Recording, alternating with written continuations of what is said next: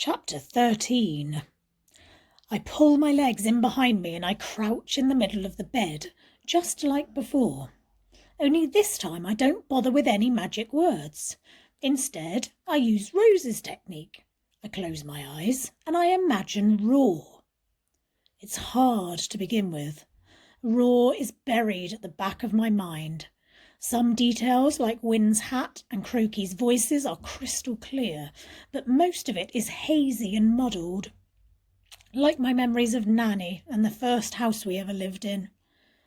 But then something comes back to me, the feeling of holding a soft creature in my hands. This thing has got wings and they're batting against my fingers. Furry! I'm holding a furry. I'm not sure exactly what a furry is, but suddenly I know there were loads of them in Roar. Then my mind is full of furries. I see them hovering like dragonflies and sunbathing on stones, and Roar comes rushing back to me as fast as the furries beating wings. I see me and Wynne standing on a ship, the Raven, and I feel the spray from the bottomless ocean stinging my eyes. I hear a shout to my left, "Get back before he burns your hair off!" And I turn to see Rose tossing bits of donut to a hovering dragon. Croaky lands with a thump on the deck of the Raven. His black wings billow around him like a cloud as he grips hold of my arm and hisses, "I've got you now, Arthur Trout." Keeping my eyes squeezed shut and my mind stuffed full of Roar, I start to crawl further into the mattress. Left hand, right hand, I see Mitch, her blue hair trailing behind her, tangled and encrusted with shells. Left hand, right hand, I smell the bonfire and popcorn smell of Wininja's cave. Left hand, right hand, somewhere at the back of my brain I register that I should have fallen onto the attic floor by now and that this is taking far too long. But I push the thought away and picture Roar's night sky crammed so full of stars it looked like a bag of glitter had been thrown across black velvet. There were millions of stars in Roar.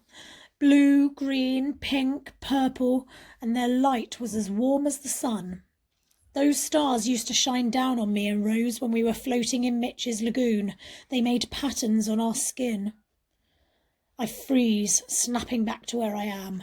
But something has changed. My hands aren't pressing into a soft and spongy mattress anymore.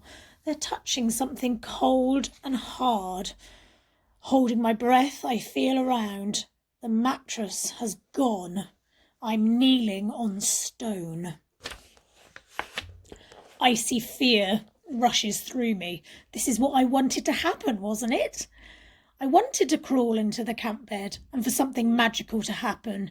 But now Rock is digging into my hands and knees. I'm so scared my whole body is shaking.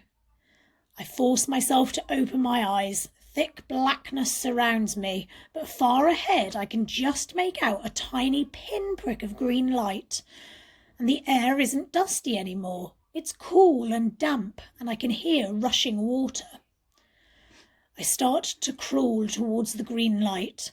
My head scrapes against the roof of the tunnel, and rocks graze my hands. But I don't stop until I reach the very end, and the green light has become a curtain of leaves with light shining through it. Before I can change my mind, I push my head through the leaves and crawl out into the dazzling sunshine. I blink and rub my eyes. I'm on a narrow ledge. I lean forward and see that the ledge is set into a cliff, and far below me is a deep round pool. Trying to ignore the terrifying drop, I look straight ahead. I'm staring across a valley with a river winding through it. The river passes forests and mountains and glittering lakes. One side of the valley is bright and alive and bursting with leaves and colour, while the other half is shadowy and barren. The river has a shifting, swirling rainbow shine on its surface, and it leads to a wild sea. Far, far away beyond the sea are snow-topped mountains. Gazing at this unbelievable sight, I should feel lost and scared. But I don't, because this is raw.